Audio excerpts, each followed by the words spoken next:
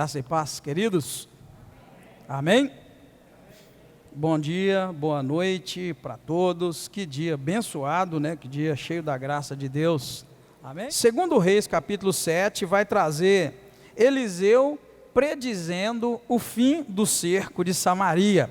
Samaria estava vivendo um período difícil, e aí ele vem como profeta e vai predizer o fim do cerco. Vamos orar? Pai querido, muito obrigado, nós te agradecemos pelo lindo dia e pelo privilégio que o Senhor nos dá de nos reunirmos na tua casa para estudar a tua palavra e nela meditar. Eu peço que o teu Espírito Santo fale, Senhor, com cada vida que aqui está. Não nos deixa sair daqui como entramos, mas edifica-nos, ó Deus, através da palavra do Senhor. Mais uma vez eu te dou toda a honra, toda a glória, todo o louvor e toda a gratidão em nome do Senhor Jesus Cristo. Amém. Pode sentar, igreja. É o fim do cerco, né? É o fim do cerco. Samaria estava totalmente cercada e com isso Samaria estava vivendo uma fome incontrolável, né? Eles não tinham o que comer e nós vimos no capítulo anterior que chegou o ponto da fome ser tão grande que uma mulher matou o seu filho, cozinhou o filho e elas comeram, combinando com a outra mulher que no outro dia ela mataria o seu filho, e ela não cumpriu a sua palavra. Isso fez com que o rei, né, de Israel ficasse tão furioso, que ele disse que ia arrancar a cabeça do profeta Eliseu, porque ele sabia que isso tinha a ver com Deus, de alguma forma era Deus que estava fazendo aquilo, e na verdade a fúria e a ira dele era tão grande que ele queria matar, né, o profeta, como se o profeta morresse, fosse resolver alguma coisa em Israel. Mas esta é a visão, né? Eu até brinquei com os irmãos, quando um time inteiro está jogando mal, eles mandam embora o técnico, é mais fácil mandar um, é mais fácil culpar um. É o caso que nós acabamos de ver com relação a Eliseu.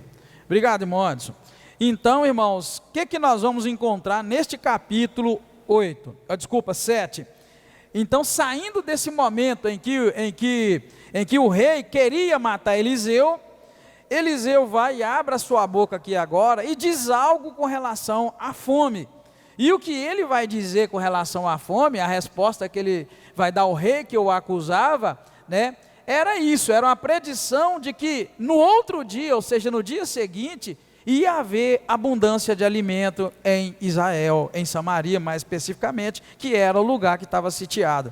Então, irmãos, é muito bonito quando você vê o profeta sendo perseguido, sendo acusado, e o profeta, ao invés de responder à altura das acusações, ele responde com a palavra de Deus. Isso é muito ensinamento para nós, tá, irmãos? O homem de Deus, a mulher de Deus, tem sempre que ter resposta de Deus, e não resposta sua.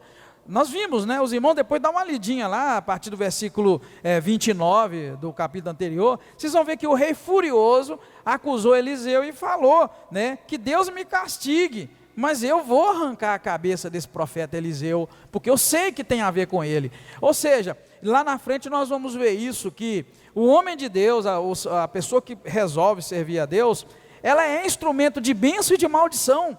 A presença de uma pessoa de Deus no nosso meio, na nossa vida, irmãos, vai abençoar e vai amaldiçoar, porque a palavra que sai da boca de um homem de Deus é uma palavra vinda de Deus.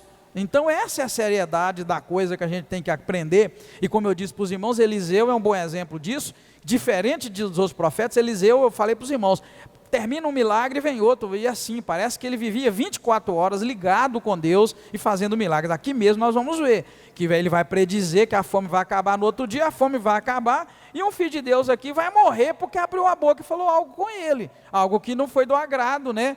Dele não, porque ele não criou caso, mas na verdade quando a gente levanta contra uma pessoa de Deus, Deus toma a partido. Essa é a questão que nós estamos vendo aqui. Eliseu não preocupou, Eliseu não deu resposta dura, mas a resposta deu uma palavra profética. Olha, rei, amanhã, a essas horas, vai ter fartura, vai ter abundância aqui em Samaria. Palavra de Deus, não falou mais nada. Mas quando um homem lá vai escutar, na verdade, né, porém o capitão, olha bem, que vai escutar isso, ele, além de duvidar, ele vai zombar do profeta. Olha bem, verso 1 diz assim: disse Eliseu, mas isso na sequência do capítulo anterior, tá, irmãos? Assim que o rei chegou para tirar a vida, cortar a cabeça de Eliseu, Eliseu vai, abre a boca e diz essa palavra do capítulo 7. Ouvi a palavra do Senhor. Assim diz o Senhor: amanhã por estas horas haverá uma medida de farinha por um ciclo e 2 medidas de cevada por um ciclo na parte de Samaria. Lembrando que no capítulo anterior, verso 25, diz que houve uma grande fome em Samaria, porque eles a cercaram, até que se vendeu a cabeça de um jumento por 80 ciclos de prata. Olha bem, a cabeça de um jumento valia 80 ciclos de prata, no capítulo anterior. E hoje, aqui a palavra vai dizer para nós, que ele diz assim, que amanhã, por estas horas, vai haver uma medida de farinha por um ciclo. Farinha é muito mais cara do que a cabeça de um jumento. E a gente vê porque é alimento em dias de fome. Ninguém come jumento. A gente lá comia trigo, grãos, cereais. E ele está dizendo, vai ter muita abundância. Então veja bem, quando o profeta abre a boca e profetiza que vai haver abundância, o versículo 2 relata um fato. O capitão, em cujo braço o rei se apoiava, porém, respondeu o homem de Deus, olha, ainda que o Senhor fizesse janela no céu, poderia isso acontecer? Ô irmão, isso é uma zombaria, porque se o homem de Deus disse, amanhã a essas horas vai ter fartura, se você se levanta para dizer, nem se o Senhor abrisse janela, isso ia acontecer, você pôs em dúvida a palavra do homem de Deus, zombou dele, né? Esse capitão zombou. Você pode até dizer assim, mas talvez a intenção dele é... Não, querido, não existe esse negócio que a intenção é uma e fala a outra. Não, a gente fala daquilo que o coração está cheio. A Bíblia diz que a boca fala daquilo que o coração está cheio. Então se você fala algo e depois diz, eu não queria dizer, você está mentindo, porque você falou exatamente o que você queria, porque a Bíblia diz que a boca fala daquilo que o coração está cheio. Então esse homem zombou quando ele disse da palavra de um profeta. E eu vou relembrar com vocês a Bíblia, porque nós estamos estudando, né, capítulo por capítulo.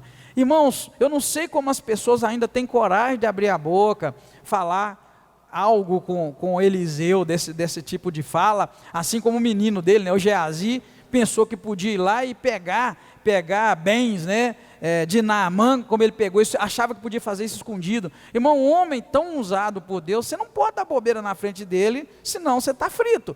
Então isso é um bom exemplo para nós, né? O que vai acontecer então? O capitão vai duvidar e vai zombar, e ele vai receber de Eliseu uma dura profecia. A profecia era que ele ia ver a abundância da qual Eliseu estava profetizando, porém ele não ia comer da abundância. Ele ia ver, mas não ia comer. Imagina você viver um país, uma fome terrível, vem um profeta e diz, amanhã essa fome vai acabar. Aí você vê aquilo, irmãos, e não pode comer. É muito lamentável, é muito triste, né?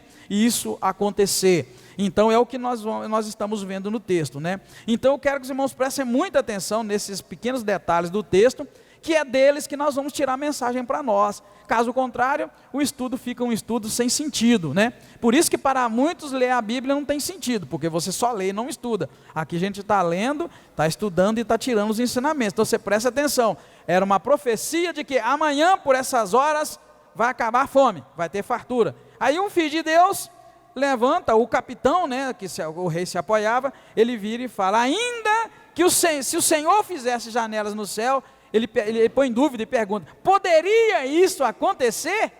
Ô, irmão, não duvide das coisas de Deus. Amém, igreja?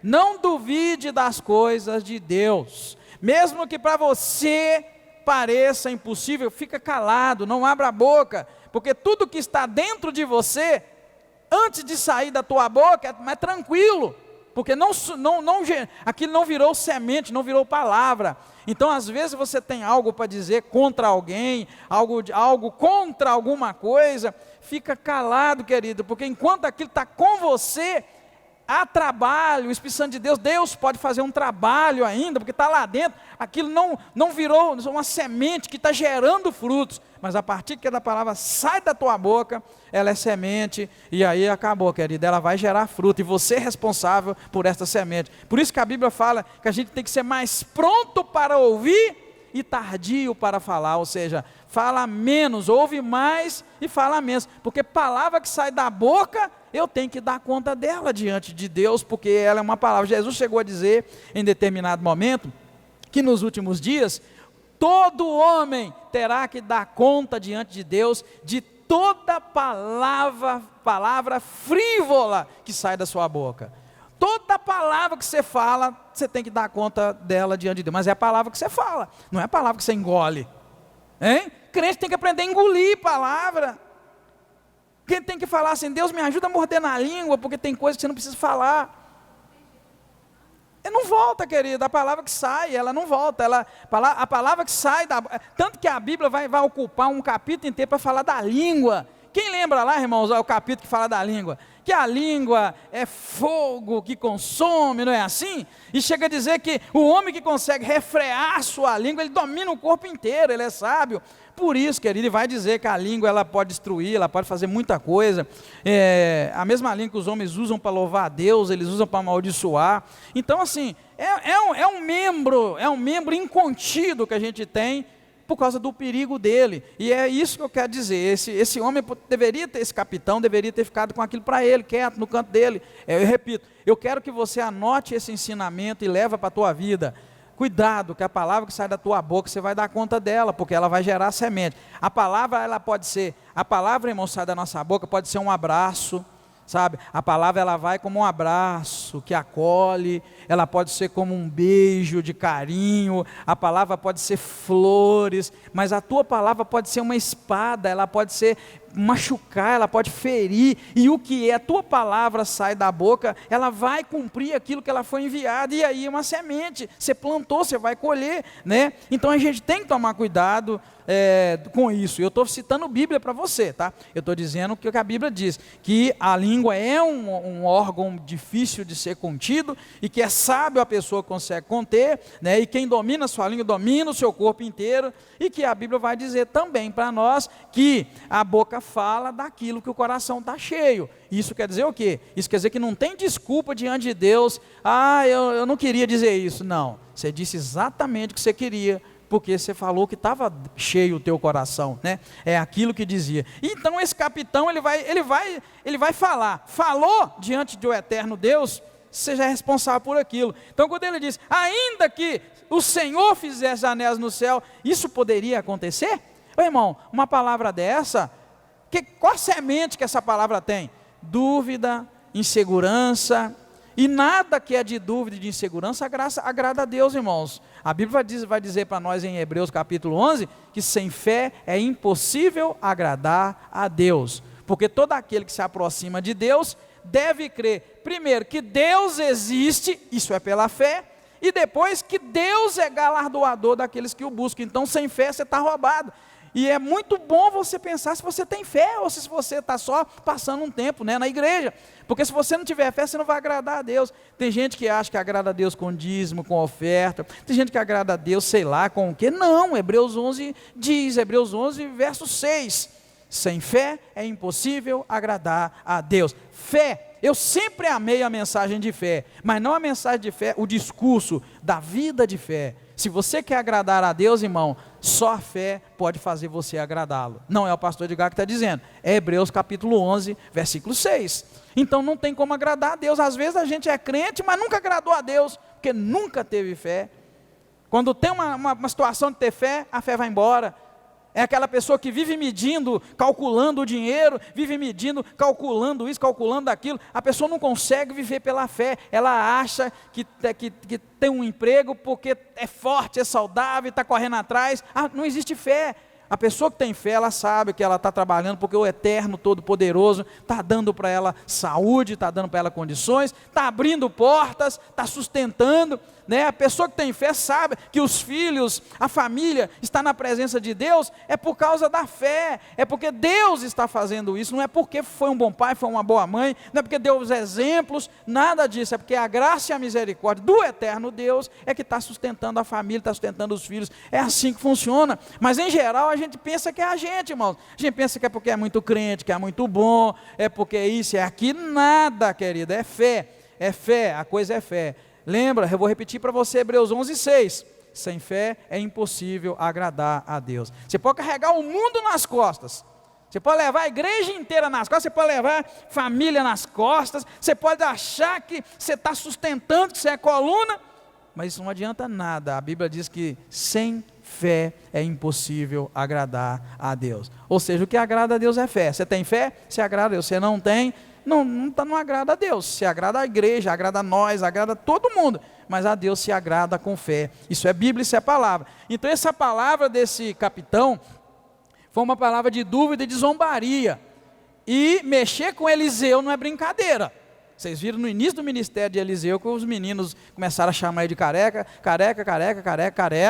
né? Ele orou lá e veio duas ursas e acabou com os meninos, mataram aqueles meninos. Então quer dizer, ele já mostrou que não mexe comigo, né? Não mexe comigo, porque se mexer comigo, Deus está do meu lado. O grande exemplo aqui que nós vamos encontrar é o seguinte: Eliseu não dá nenhuma resposta má para ninguém até agora.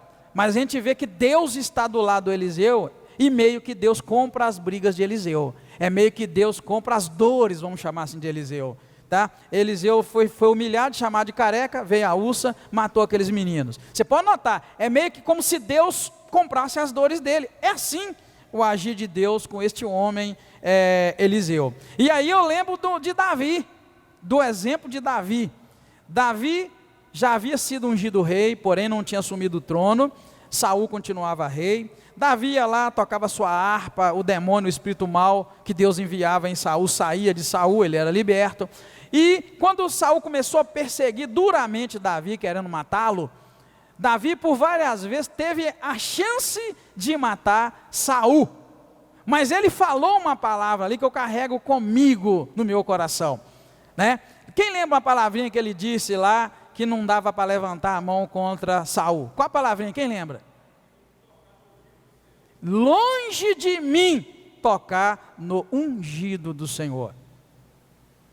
Davi certamente sabia que tocar em Saul, enquanto Saul era rei, ainda que ele já havia sido ungido rei, só estava esperando o tombo do Saul para ele assumir, ainda, ele nos ensina algo assim que eu estou aprendendo com Eliseu. Não chama o ungido de Deus de careca, porque vem ursa e come, igual foi com aqueles meninos, tá bom? Não chama ele aqui agora, não fala publicamente contra ele, porque esse homem publicamente falou duvidando. Ainda que o Senhor fizesse janela, será que isso que você está falando, Eliseu, poderia acontecer? Ele vem e abre a boca e diz: olha, você vai ver isto amanhã, mas você não vai comer da comida. Só isso, mais nada. Então, são ensinamentos, queridos, que a gente precisa entender e trazer para a nossa vida e aplicá-la na vida. Por isso eu repito, é melhor a gente escutar mais e falar menos. É melhor você não falar porque depois que você falar já era. Esse homem só falou isso, irmãos. Só falou essa expressão. Ainda que o Senhor fizer janela nos céus, poderia isso acontecer? Agora, uma palavra dessa publicamente, irmãos, desanima os ouvintes, cria dúvida. Você sabe que a tua palavra pode, igual eu falei, tua palavra pode ser um abraço, pode ser um afago, tua palavra pode levantar o caído, tua palavra pode conduzir para a vitória, mas a tua palavra pode desanimar os ouvintes. Essa palavra aqui, será, ainda que Deus abrisse uma janela, será que ia acabar com essa fome que nós estamos passando? Irmão, isso joga um balde d'água fria. Então, a tua palavra, ela surte efeito, ela prospera naquilo que ela foi enviada. Ah, você achava que era só a palavra de Deus que prospera naquilo que ela foi enviada? A tua palavra prospera naquilo que ela foi enviada. Você lança uma palavra de desânimo, vai gerar desânimo nas pessoas. Se você lança uma palavra falando mal da vida de um irmão, de uma irmã, de alguém, vai gerar fruto. Se você desgrama falar mal do político A e B aí, vai gerar fruto. Você é responsável por aquela palavra. Então, tua palavra é responsável. Por isso que o sábio e a mulher sábia, o homem sábio, fala menos, escuta mais, porque vai ter que dar conta da palavra. A palavra vai gerar fruto. Ela vai gerar fruto nos ouvintes, e é perigosa. Então a tua palavra tem sido palavra de ânimo, palavra de que levanta, palavra que levanta a fé, palavra que cura o enfermo, tua palavra tem sido a palavra que liberta o cativo, tua palavra é a palavra que conduz para a vitória, ou é uma palavra que de desânimo, de zombaria, né? Igual aqui no caso, zombando do profeta. Nem se Deus abrisse uma janela no céu, isso ia acontecer. Olha a palavra que ele mandou. Às vezes a gente pensa que foi muito ele morrer ele lá na frente. Não, querido, ele lançou uma palavra contra o eterno Deus Todo-Poderoso. Ele não está falando contra Elias, ele está falando contra a palavra que Elias havia dito. Então, querido, a gente precisa hoje ter sabedoria e buscar de Deus a sabedoria para nossas ações, Porque talvez a gente viva uma vida amaldiçoada, querido. Talvez você viva uma vida amaldiçoada. Talvez você vive, a tua família não prospera. Talvez a tua família não é abençoada por causa da tua língua, da tua palavra. Você tem falado palavras e Deus tem te cobrado dessas palavras e você não sabe que é. Né? Esse capitão vai pagar caro. Igualzinho o moço lá atrás, o Geazi, pagou caro porque ele fez algo que não devia, fez escondido, foi lá e pegou o dinheiro de Naamã, depois que Naamã foi curado. E o que ele recebeu? Vocês viram o pagamento que ele recebeu. Você vê que a Bíblia não fala o fim dos bens, das roupas que ele pegou de pagamento. Não fala o que aconteceu, se devolveu, se não devolveu, não fica muito claro. Mas uma coisa diz, Geazi e a família dele inteira nunca mais deixou de ter lepra. Por quê? Por causa da atitude dele. Então, vamos ser sábios, amém, queridos? Seja sábio, busca a sabedoria de Deus, porque nós estamos encontrando aqui esse capitão, vai levar uma dura profecia, e nós sabemos qual é. Tu verás a fartura de alimento em Samaria, verás com teus olhos, mas você não vai comer dela. E o que vai acontecer é o seguinte, é que havia 4 leprosos ali nas portas de Samaria, e eles estavam numa situação. Para eles a morte era certa. Se ficasse em Samaria, morreria de fome. E agora eu quero que você pense em 4 homens que tinham uma doença que naquela época era incurável. Hoje, glória a Deus, ela tem tratamento e cura, tá? Nem se usa mais o termo lepra, hoje usa-se hanseníase, e é um tratamento de graça pelo governo. A pessoa que sentiu foi diagnosticada, ela tem um tratamento de graça no Brasil inteiro, e tem cura, tem tratamento. Mas veja bem, naquela época, esses 4 homens estavam num dilema. Fome na cidade, se ficar a gente morre. O campamento sírio ali perto, se a gente for lá, talvez a gente ganhe alguma comida, ou então eles matam a gente, mas se matar está na mesma.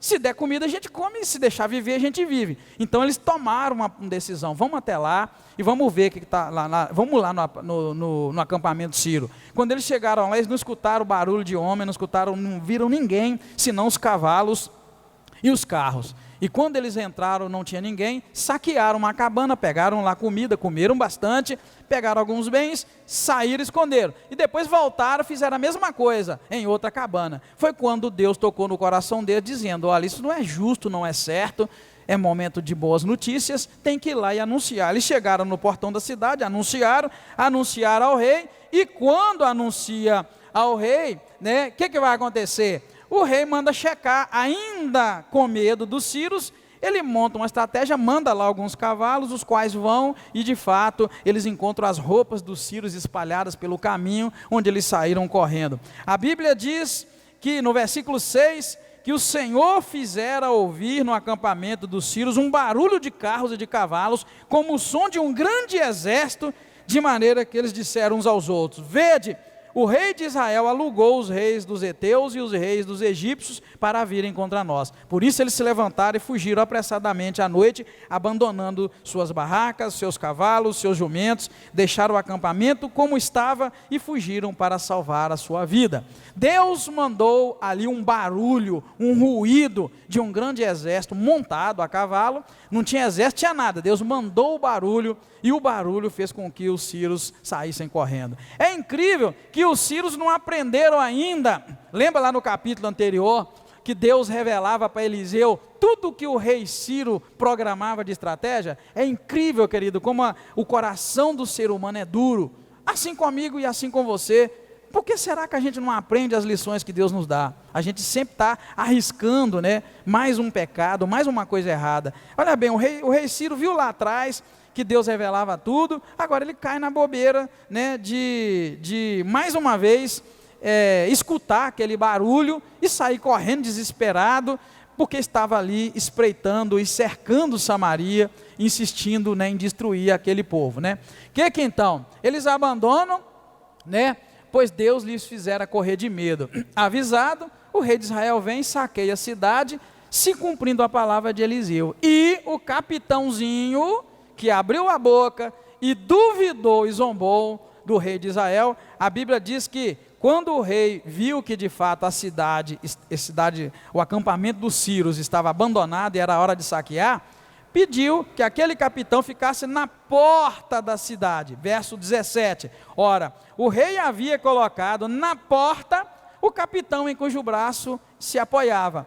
E aí, vamos ser sinceros, irmãos, uma cidade saqueada, com muita fome, já estava comendo carne de gente, né? Aqui nós vimos, estava comendo carne de gente, vem o profeta e diz que amanhã vai ter comida, o capitão vai e duvida, o rei vai e manda o capitão ficar na porta da cidade para controlar o fluxo de gente, tá, irmãos? Aquilo é para controlar o fluxo de gente, para ir e voltar. O que acontece? O povo viu comida, o povo estava comendo gente, e ver comida de graça, você acha que eles iam fazer uma fila, organizar por idade, né? Os idosos na frente, as grávidas primeiro, porque precisa... Hein? É o desespero, irmãos, isso aqui está relatado aqui. Se eu fosse um diretor, eu faria um filme só desse capítulo, dá para você tecer uma história bonita e fazer um super filme. Essa é a verdade, eu consigo desenhar na minha cabeça as imagens e ver.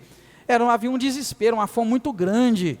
A comparação e o extremo era o preço que se vendia a cabeça de um jumento, né? Era a mulher combinar com a outra de matar o filho dela para eles comerem hoje, e amanhã a mulher ia matar o filho dela, mas ela não cumpriu. Então assim, o extremo da miséria, o extremo da fome, é você comer o próprio filho para não morrer.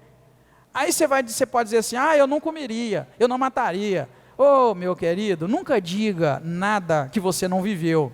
Tá? Nunca diga que Jó não sofreu, porque você não sofreu o que ele sofreu, né? Nunca diga que aquilo é fácil, porque você nunca sofreu. A gente não pode dizer essas coisas, mas o que a gente pode entender é o que a Bíblia diz. O que a Bíblia está dizendo é que chegou num extremo de comer carne do próprio filho, e isso nós sabemos porque Israel chegou a esse ponto. Israel chegou a esse ponto porque Israel mais uma vez estava distante do Deus eterno que os escolheu. É tão incrível a gente ler a Bíblia e ver que Deus se afeiçoou, Deus se apaixonou, Deus amou o homem e escolheu alguns homens na Bíblia, escolheu Noé para salvar toda a raça humana, e depois ele escolhe Abraão, ele escolhe Isaac, ele escolhe Jacó, e que dentro dessas famílias ele escolhe um, escolhe outro, escolheu José, escolheu Judá. Então, querido, você vê o plano de Deus e a forma de Deus trabalhar é tão bonita, mas mesmo assim, diante de tudo que Deus fez e que Deus faz nos dias de hoje, nós somos fracos o bastante para não corresponder ao amor de Deus pelas nossas vidas. Nós não correspondemos, estamos longe de corresponder, eu, você e nós. Somos iguaizinhos o Israel que nós estamos lendo hoje. A única diferença é que a gente viu menos a manifestação de Deus do que eles viram. Porém, a gente é do mesmo jeito, a mesma dureza de coração, e a gente segue com ela, porque muitos de nós ainda continuam, irmãos, duvidando que Deus é capaz de amanhã, a essa hora, fazer coisas grandiosas. O lema da nossa igreja, esse ano, eu quero pedir os irmãos até para fazer um banner bonitinho, para a gente colocar, para ficar ligado o tempo todo. O lema nosso é, início de um novo tempo de grandes milagres. Porque eu creio num Deus de grandes milagres. Pastor, mas existe milagre grande e pequeno? Todo milagre é grande, porque ele vem de Deus. E nós vamos viver nesta igreja, já estamos vivendo e vamos viver um início de um novo tempo de grandes milagres. Porque se o meu Deus e o nosso Deus não fizer milagre, nós estamos perdendo o nosso tempo, porque o Deus Todo-Poderoso, o Deus da Bíblia, o Deus que escolheu esses homens, o Deus que nos escolheu, é um Deus de milagres. Amém, igreja? Amém, igreja? E você precisa ter fé, porque se você não tiver fé, você vai acabar zombando, igual o camarada que zombou. Quem não tem fé zomba, irmão, porque quem não tem fé, quando o pastor fala, irmãos, esse ano vai ser um ano de grandes milagres, a pessoa que não tem fé, está zombando, está duvidando, só que não está duvidando de mim, e nem de Eliseu, está duvidando do Deus de milagres. Então cuidado, querido, é fé. Lembra lá do Hebreus 11:6, sem fé é impossível agradar a Deus, porque todo aquele que se achega a Deus deve crer que Deus existe, e que Ele é galardoador daqueles que o buscam. Então assim, esse ensinamento é muito importante, irmãos. O capitão então, vai ficar na porta, verso 17, e aí no portão da cidade, né? E aí o que vai acontecer? Né? O povo vai entrar faminto, desesperado, vai pisotear aquele homem, porque aquele homem havia dito, ainda que se o Senhor fizesse janelas no céu, poderia isso acontecer? Olha bem, irmãos, esse homem nem chegou a dizer exatamente que se Deus fizesse uma janela abrir do céu, isso não poderia acontecer. Ele só lançou dúvida. Ele perguntou: se o Senhor abrisse uma janela no céu, isso poderia acontecer? Isso é para você ver, irmãos, a profundidade da forma de Deus tratar a mim e a você. Deus nos trata com uma profundidade que a gente precisa temer mais a Deus. Tem muita gente que tem medo de pastor. Você devia ter medo de Deus. Tem muita gente que tem medo do diabo. Você devia ter medo de Deus. Deus está muito além da nossa capacidade de pensar. Você sabe, irmãos, a gente às vezes pensa que Deus age do meu jeito e do seu, do nosso. Deus é diferente, querido. Olha, eu estou te mostrando aqui que o camarada só falou assim: ainda que o Senhor fizesse janela no céu, poderia amanhã ter fartura aqui? Ele só perguntou. Lembra Moisés, irmãos? O que Moisés fez para Deus virar para ele e falar: olha, Moisés, porque você não me glorificou diante do povo lá nas águas, você vai olhar a terra de longe, mas você não vai entrar nela. O que ele fez, irmãos? É a mesma coisa com esse homem. Você vai olhar a fartura de longe, mas você não vai comer dela. O mesmo conteúdo que Eliseu disse para esse capitão: olha, você vai ver com os teus olhos a fartura, mas você não vai comer dela. Só porque ele falou aquilo. E aí Deus vira para Moisés: você vai ver Canaã de longe, mas você não vai entrar nela. Você nota, eu fui claro aqui, você vê que a palavra, o conteúdo é o mesmo, e o que eles fizeram foi muito pequeno aos meus olhos e ao teu. Eu vou ser sincero, eu no lugar de Deus, eu jamais deixaria Moisés ver de longe, só porque Moisés fez tudo direitinho. A Bíblia diz que Moisés era o homem mais manso que havia na terra. Moisés é um grande líder. Moisés subiu no monte, pegou as tábuas da lei. Moisés administrou o povo certinho. A Bíblia só relata esta pequena falha de Moisés. Edgar, eu reconsideraria aquilo. Mas Deus falou: você vai ver de longe, não vai entrar. E quando Moisés: Senhor, para com isso, olha a terra, sobe no morro, porque de lá você não vai descer. E ele foi, e lá ele ficou. Irmãos, eu queria que você nessa noite entendesse como o caráter de Deus, como Deus age. Deus não está para brincadeira comigo não, meus irmãos. Deus não está para brincadeira contigo. Deus não está para brincadeira com ninguém. Fez uma coisinha assim, já era. Sabe essa história de que Jesus, época da graça, é pura mentira. Deus não mudou, Ele age do mesmo jeito. O que Cristo faz por nós é que Ele é um grande intercessor diante do Pai, mas não quer dizer que vai funcionar. A regra é a mesma, ela é dura. O mesmo Deus de ontem é hoje presente. O Senhor é aquele que era, que é e o que há de vir. Ele não muda, não vai mudar. Então Deus está o tempo todo tratando a gente da mesma forma, querido. Lembra do paralelo que eu fiz para você da frase de Deus com Moisés. Deus vira para Moisés e fala: olha a terra de longe, mas você não vai entrar nela, porque você não me glorificou nas águas, naquela passagem das águas. E Deus vira para esse capitão através do Eliseu e diz: você vai ver com os teus olhos o que eu disse acontecer, que amanhã vai ter muita comida aqui em Samaria, mas você não vai comer. Queridos, é assim que o nosso Deus é, e continua sendo, e vai ser. Deus não vai mudar por mim, não vai mudar por você, sabe? É hora da gente conhecer Deus e viver a vida na presença desse Deus. É melhor a gente buscar conhecer a Deus. Conheçamos e prossigamos em conhecer o Senhor. Você acha que Deus não abriu mão para Moisés, vai abrir para mim, vai abrir para você? Você acha que Deus não abriu mão para esse homem, vai abrir para alguém de nós? Não, querido, está no sal. É o Evangelho, é a palavra, é a Bíblia, da maneira simples como ela é. Entra nela quem quiser, né? E fica quem quiser. Você quer Deus? Tem que ser assim. Eu quero adorar a meu Senhor, então adora assim. Deus é tão santo, irmãos, que quando Ele foi orientar e dar as leis para o povo de Israel, você lembra disso? Deus falou que ia no meio do povo, né? Ia para as guerras, ia para todo lugar com o povo. Deus chega a dizer para eles: olha, quando vocês for para a guerra, leva a lança, leva a espada, leva tudo, mas leva uma pazinha também, porque quando você for fazer cocô lá no mato na hora da guerra, é para você fazer cocô e tampar o cocô, porque eu não vou habitar no meio de um povo porco imundo, que caga e deixa o cocô solto lá no mato. Esse é o Deus da Bíblia, querida. Esse é o Deus. Não vive no meio de imundície, mesmo as mais simples, como cocô. Amém, queridos? Estou falando bem claro, bem simples, só para vocês ter noção da pureza e da santidade de Deus. Tanto que eu tenho o meu discernimento. Eu já tinha um discernimento. Toda casa que é porca demais, Deus não está dentro dela, não. Você já entrou numa casa muito porca? Você não deixa sua casa porca não, meu irmão e minha irmã. Limpa ela, deixa limpinho, mas não é não ter aquela doença, né? Aquele toque de limpeza. Mas é manter tua casa basicamente limpa. Porque também o Eterno não gosta, não entra, né? Não entra. Chamou os fariseus de sepulcro caiado, que era bonito por fora, mas sujo por dentro. Lembra lá aquele endemoniado, vivia onde? No sepulcro.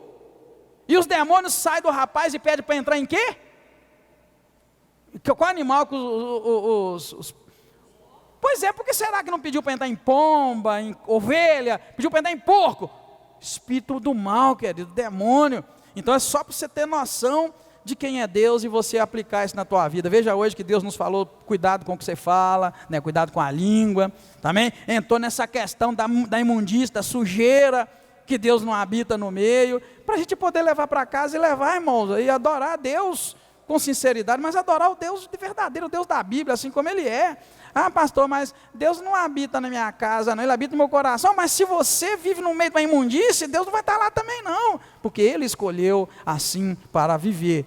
Então, queridos, é muito sério, é muito profundo, quando a gente começa a destrinchar a Bíblia e levá-la para dentro da própria Bíblia, e não levar ela para onde a gente quer, para justificar nossos pecados. Muitas vezes, a gente torce a Bíblia, e a Bíblia diz, lá no final em Apocalipse, aquele que diminuir as palavras do livro dessa profecia, Deus vai diminuir dele os direitos da árvore da vida. E aquele que acrescentar, Deus vai acrescentar sobre ele as maldições escritas neste livro. Então nós temos uma responsabilidade muito grande de não diminuir e nem acrescentar. Então eu estou trazendo para vocês aqui algo mais amplo e como é. Deus é Deus que chega a este nível, ao nível de preocupar sim, com a higiene da tua casa, do teu corpo, preocupar com o que você fala, porque é semente, vai dar conta, preocupar com o que pensa, enfim, tudo, porque é assim que funciona. Tua salvação depende de todos esses cuidados e todas essas coisas. Dura coisa, irmãos, é a gente querer ir para o céu. Dura coisa. Jesus já avisou que era difícil o caminho, a porta, não ia ser fácil, porque existe uma amplitude de coisas que a gente tem que seguir, tem que fazer, e a gente às vezes ignora todas elas, sobre o falso pretexto, vivemos a era da graça, vivemos a era da desgraça, porque as pessoas confundem graça com poder fazer o que quiser e do jeito que quiser. Não, nunca podemos fazer do jeito que a gente quiser, temos que fazer do jeito que Deus disse que é para fazer. Amém, igreja? Amém? Não é do meu jeito, pastor Edgar, não é do jeito do pastor Moacir, não é do jeito desta igreja, não é do jeito da outra igreja, não é, é do jeito que Deus disse que tem que ser. Repito para você algo que eu gosto de dizer: Deus não tem compromisso com nenhum homem, com nenhuma mulher, Ele tem compromisso com a palavra dEle, amém?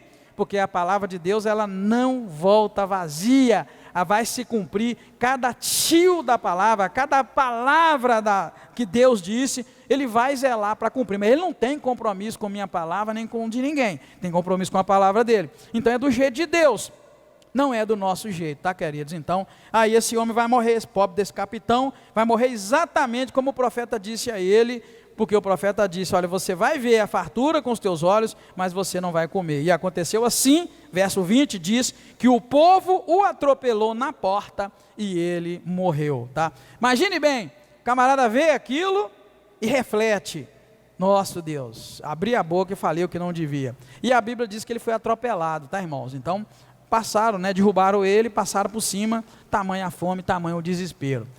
Nós podemos concluir, irmãos, que nós não devemos duvidar, muito menos zombar, de quem tem a palavra de Deus.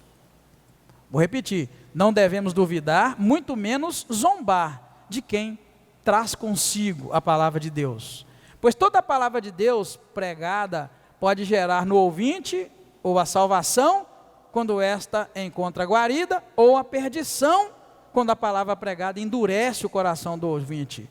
Sejamos prudentes e sábios, porque a palavra que Eliseu disse, amanhã a esta hora vai ter fartura, ela poderia ter produzido salvação para aquele capitão, se aquele capitão tivesse acolhido a palavra, dado guarida no coração dele e não duvidado. Mas ela gerou naquele capitão perdição, porque a palavra pregada, que amanhã teria fartura de comida, endureceu o coração daquele homem e gerou nele morte. Por isso eu termino dizendo, sejamos prudentes e sábios. Quando alguém que está com a palavra de Deus, falar algo, dizer algo, cuidado, porque a tua atitude pode ser para a salvação, ou a tua atitude pode ser para a perdição. A palavra de Deus, como diz lá em Hebreus capítulo 4, versículo 12, ela é como uma espada de 2 gumes, ela corta dos 2 lados, né? É como uma navalha, uma faca, corta de um lado e do outro. Então, você pensa que ela está indo aqui assim, mas do outro lado está isento, está cortando também do outro lado. Então, a mesma palavra que serve de salvação, ela pode servir de maldição, depende do ouvinte, depende do que você faz com a palavra, né? O motivo daquele homem ter levantado zombaria e dúvida, gerou para ele morte, e uma morte trágica, sem contar que ele estava à beira de alimentar, de comer, de saciar sua fome, ele acabou morrendo sem saciar sua fome. Assim, Deus faz com aqueles que recebem a palavra, mas não dá lugar para ela no seu coração. Quando eu digo dar lugar, irmãos, não é escutar, dar lugar é colocar a palavra dentro de você e escrever um plano para passar a praticar aquilo que a palavra te ensinou.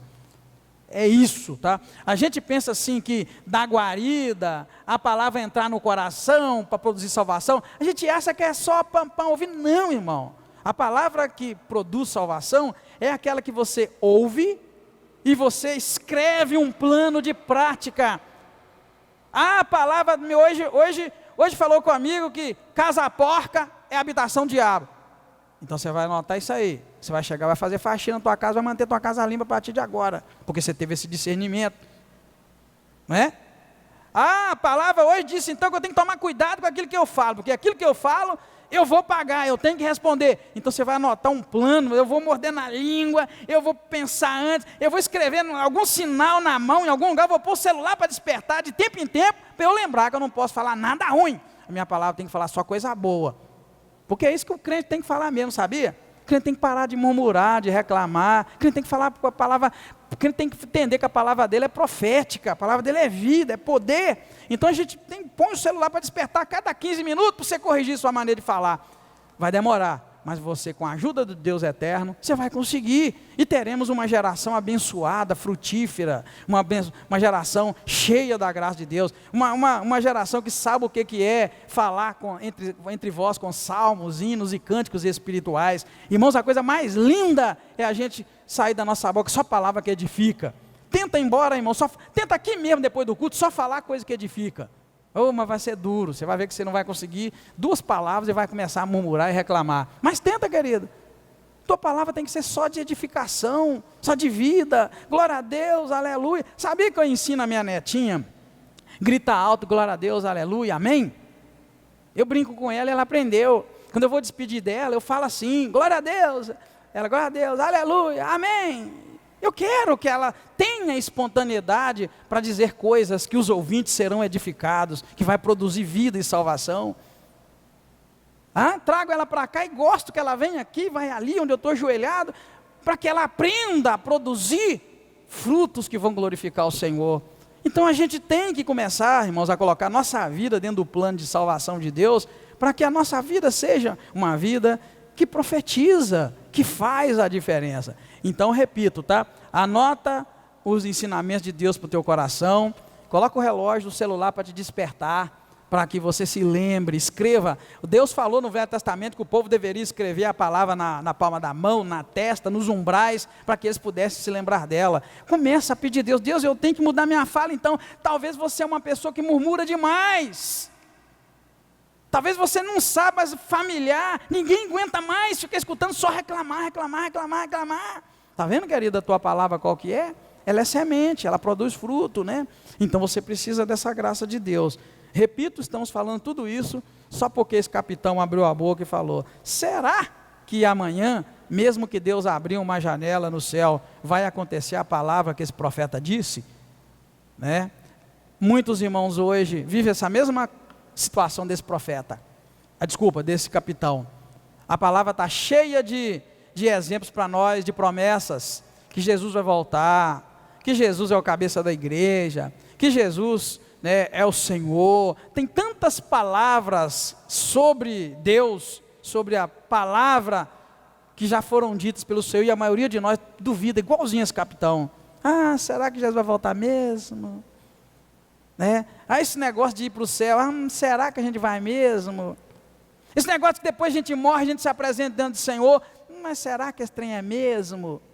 A maioria de nós, querido, e é provável que tenha gente aqui que esteja nessa situação, ou seja, igualzinho esse capitão.